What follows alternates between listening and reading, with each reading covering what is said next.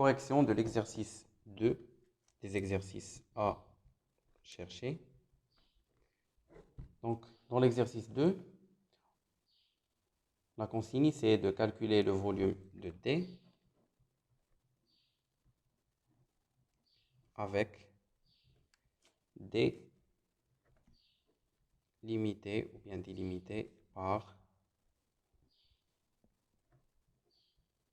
un paraboloïde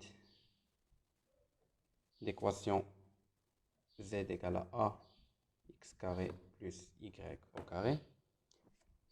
Le plan z égale à h. A, il est positif et h, lui aussi.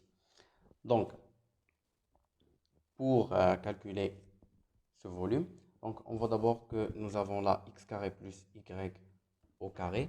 Donc, on peut obtenir directement l'idée de passer par les coordonnées cylindriques. Donc, il paraît que les coordonnées cylindriques vont simplifier les calculs.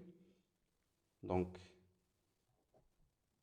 comme d'habitude, y égale à r sinus θ, z égale à z. Donc, x et y, il n'y a pas de limite sur x et y. Donc, θ, il est entre 0 et 2π. Donc, pour r et z. Donc, z, il est positif parce que là, a, il est positif, multiplié par x carré plus y carré, donc le tout est positif. Donc, z, il est d'abord positif. Donc, il est supérieur ou égal à 0. Et notre domaine D, il est délimité par le plan z égale à h. Donc, z, il est inférieur à h. Donc, voilà les bornes de z. Reste à déterminer les bornes de r. Donc, x carré plus y carré, c'est r au carré. Donc, r au carré, il est inférieur parce que a, il est strictement positif. Donc, il est inférieur à z sur a. Racine carrée pour... Donc, voilà finalement, r, il est compris entre 0 et racine z sur a à partir de l'équation du paraboloïde. Donc, on va commencer notre intégration. On doit commencer par r parce qu'il est fonction de z. Donc, le volume de D, il est égal, l'intégrale, on va prendre θ entre 0 et 2π, z entre 0 et la constante h, et r entre 0 et racine z sur a. Donc, r dr dz dθ. Donc, là, on fait les calculs tout simplement. Donc, r, c'est r carré sur 2,